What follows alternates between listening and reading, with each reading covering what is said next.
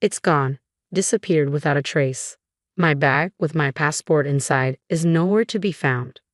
Frantically searching, I felt the disapproving gaze of my mother-in-law, Olivia, accompanied by a sardonic smile. "You brought this upon yourself," she sneered. "A foolish wife like you, struck by divine retribution. We're leaving for America soon. Consider this our farewell." Her laughter echoed mockingly through the room. In that moment, I realized my mistake in trusting Olivia with my belongings. Her betrayal plunged me into a sense of helplessness. I am Madison, 30 years old, married to Mark for 3 years. Though we haven't yet started a family, we've built a happy life in a town near Mark's parents' home. Even after marriage, I juggled the responsibilities of a career and household, striving to balance both with dedication. It had been 5 years since my father-in-law passed away. Olivia, living alone now, frequently visited our house to criticize my housekeeping, which had become a significant source of stress. "Why don't you quit your job as a working mother? Your work isn't that important anyway. You can't manage properly, and your housekeeping is mediocre. Mark deserves better support," she would often say, running a finger along our floors. "There's so much dust here, it's disgusting," she'd add with a dramatic sigh. I'll admit I'm not the best at housework, but being accused of neglecting dusting felt unjust. I cleaned diligently every morning before work and cooked with our health in mind. Yet Olivia seemed to say whatever she pleased. Belittling me seemed to be her way of relieving stress. Every day became a struggle. Then, out of the blue, Olivia proposed a family trip, inviting us and Mark's sister's family along. Emma, my sister-in-law, was as mild-mannered as Mark, and we often enjoyed each other's company at our homes. However, the thought of traveling with Olivia made me uneasy. I had often confided in Mark about Olivia's cutting remarks, so when I expressed my reservations about the trip, he offered an optimistic perspective. "Mom wants to join us. Maybe she's trying to create positive memories with you. It could be a chance to bridge the gap and build a more open relationship," Mark suggested with a hopeful smile. "You're right, it's our first trip together. Perhaps we'll make wonderful memories and break down barriers." I agreed, buoyed by Mark's encouragement. Olivia took charge of all the planning, from choosing the destination to mapping out the itinerary, leaving us to fit our schedules around hers. "I wonder where Mom has in mind. Hopefully, it's not too pricey," Mark remarked casually. "She mentioned Australia in her email." I sighed, my apprehensions confirmed. Olivia had picked an extravagant international destination without considering our financial circumstances. "Well, we can't change it now. Mom picked it, so let's go along with her choice this time," Mark reasoned. Understanding his sentiment, I managed to finance the trip from our savings. Mark, Emma's husband, and I synchronized our vacations with the trip, and soon we were ready to depart. We safely arrived in Australia on the scheduled day. Time flew as we immersed ourselves in the breathtaking natural landscapes and savored delicious cuisine. Before we knew it, it was time to head back home. "It was such an amazing trip. I even got quite a tan," Olivia exclaimed cheerfully, still enthusiastic even at the airport. "Yes, it was truly fantastic and enjoyable," I replied, trying to match her excitement. However, I couldn't shake a lingering disappointment.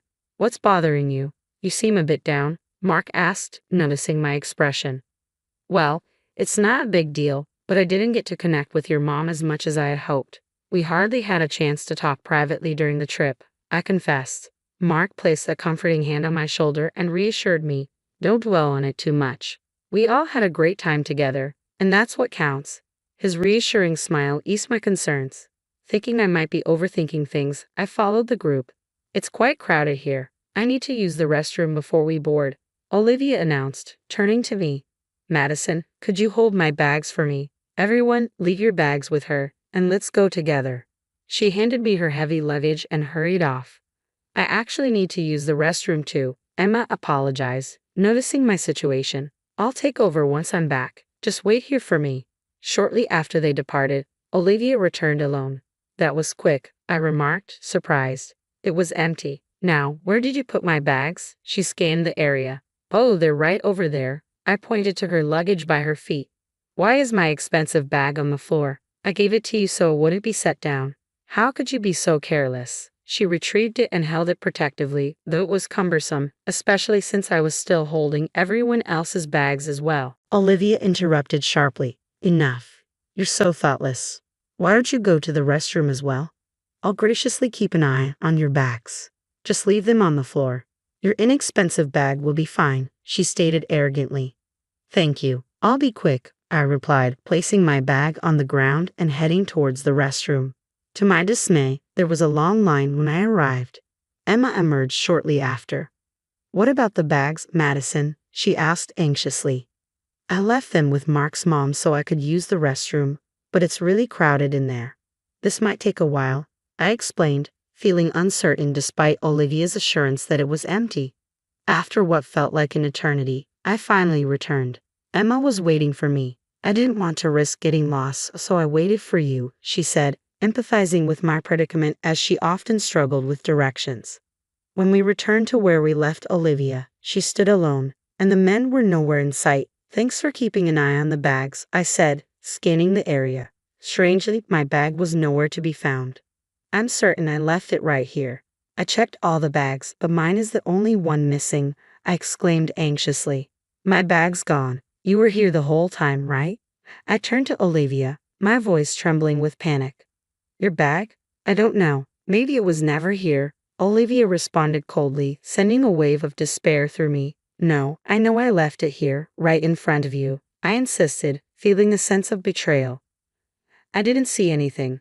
Don't blame me, Olivia retorted dismissively. I placed it there because you asked me to. What should I do? My passport was in that bag. I cried out in distress, my mind racing. Olivia sneered at me, her smile dripping with sarcasm. Maybe this is karma for how you treated my bag, tossing it on the floor. A lousy wife like you deserves to suffer the consequences and stay behind in America. I don't have time to deal with this. You're on your own. We're leaving without you, she declared callously. Goodbye, Olivia laughed mockingly, filling me with anger at her callous words. This wasn't just my problem. My bag held everyone's passports. Without it, none of us could return to America. Olivia's expression froze in disbelief. What? Why do you have everyone's passports? She grabbed my arm, her voice rising in alarm. Emma, who had been listening intently, stepped in to clarify. We were concerned about losing them with all the luggage, so Mark took charge of them. You might have forgotten because you were busy, Mom, Emma explained gently. Olivia reacted sharply. Is that so? I must have been distracted and forgot. But why were the passports with you and not Mark? That's odd, she accused, her tone accusatory. Mark had too much to carry, so I've been holding on to them since we left the hotel, I explained calmly. Olivia's temples pulsed visibly as she exclaimed, Why did you mention something so important? I had no idea your bag contained everyone's passports. I would have kept a closer watch if I had known. I struggled to believe her words. What do you mean? You took your eyes off my bag earlier. If you didn't know about the passports, was my bag stolen? Emma, looking pale and alarmed, confronted Olivia. Mom, please explain. Was Madison's bag really stolen? I have no idea if it was stolen. It was simply gone when I noticed, Olivia retorted coldly, stating with her arms crossed, unapologetic. I can't believe this. It's so irresponsible. Just then, Mark and the others returned, noticing our distressed expressions. What's wrong? Is everything okay? Mark asked, his concern evident. I quickly recounted the situation, and Mark sighed deeply, casting a disappointed glance at Olivia. This is serious. We need to search for the bag immediately. Mark and I shared a confirming glance. I left it right here, Olivia. You specifically asked me to place it here. I gestured towards the corner where all our luggage had been placed. It only took us about 15 minutes to return from the restroom. It must have been taken during that brief window. Olivia, where were you? I asked, noticing her arms crossed defensively. I was right here the whole time, keeping an eye on the bags, Olivia replied firmly. I wouldn't have wandered off, especially with everyone's important luggage. But your bag was on the edge, out of my direct line of sight. I'm only human. I can't be perfect, Olivia said, turning away. Let's file a theft report and check the surveillance cameras. The thief might still be nearby. We should act fast. Mark began to approach airport personnel, but Olivia grabbed his arm. Hold on a moment. Filing a theft report seems extreme. It would be more practical and faster to get the passports reissued, Mark said, shaking off her grip. We'll still need a police report for passport security, then we can proceed to reissue them at the embassy. Checking the surveillance footage could also help us recover the bag, Emma interjected, aligning with Mark's plan. That's right, Mark. We should move quickly, Olivia countered defensively. This is all her fault. She should take charge of finding the thief herself. Police involvement is unnecessary when she can handle it. She grew increasingly furious, launching into a tirade. Emma swiftly interjected, That's not fair. Madison didn't cause this. Mom, you should admit you didn't watch the bags properly. Don't blame her. Emma spoke up on my behalf, voicing what I had wanted to say to Olivia. Mark, showing his support, placed a reassuring hand on my shoulder. Madison won't be searching alone, Mom. Why are you so against filing a theft report? Olivia appeared unsettled. It's not that. I've never dealt with the police before, so I'm hesitant. I'd rather handle it ourselves if possible. All right, I'll join in the search too. Let's split up and look around, Olivia asserted, attempting to redirect the conversation towards finding the thief. Just then, a young man approached Olivia. Ah, there you are. I've been looking for you, he exclaimed. I found this bag and thought you might be in trouble after leaving it behind. I'm glad I caught you. Your trip could have been ruined. He handed over my bag, bringing relief to the tense situation. Where did you find this bag? I asked him, taken aback. The lady left it on a table in the lounge over there. I tried calling out to her, but she didn't hear me and disappeared into the crowd. So I've been searching for her, he explained, leaving us stunned. She left it in the lounge. Without a second thought, the young man handed the bag to Olivia. Please be more careful. You're fortunate I found it. Someone else might have taken it. We expressed our gratitude profusely. Turning to Olivia, who stood frozen, we demanded, Mom, what's going on? How do you explain the bag being left in the lounge? Mark's voice trembled with anger. No need for explanations, Mom. You intentionally left Madison's bag in the lounge, didn't you? And you weren't keeping an eye on any of our luggage either. She wasn't lying about any of this. It's unbelievable that you would treat Madison this way, leaving her bag in a distant lounge. You were trying to avoid the security cameras because you knew they would reveal what happened, Emma said, looking at Olivia with clear disdain. I quickly checked the bag's contents, passports, wallets, and mobile phones, all safe. We were incredibly fortunate that such a kind person found it. Relieved yet seething with anger, I turned to confront Olivia. How could you do this, Olivia? Why would you behave like that? I demanded, my frustration palpable. Olivia responded, unrepentant. Well, she threw my precious bag on the floor, and I was upset. I'm not the villain here. Who would have guessed that this shabby bag held everyone's passports? It was a moment of frustration in the lounge. I didn't leave your luggage unattended, so don't misinterpret it. Olivia defended herself defensively. That's enough. Mark interjected loudly. What do you think of Madison? I've always known how hard you've been on her since we got married. I kept hoping you'd change, but I was wrong. I failed to understand her pain. I'm sorry, Madison, Mark apologized sincerely, his words bringing tears to my eyes. Mark turned resolutely to Olivia. Mom, deliberately mishandling someone else's property is akin to theft, whether you realize it or not. Reviewing the surveillance footage will reveal what happened, he stated firmly. Olivia was visibly stunned by Mark's words. Wait, Mark, you're not seriously considering involving the police, are you? We're family, and Madison is your wife, even if only through marriage. There's no crime in a mother taking her daughter's bag, Olivia pleaded, looking at Mark with desperation. Mark's face hardened as he responded bitterly.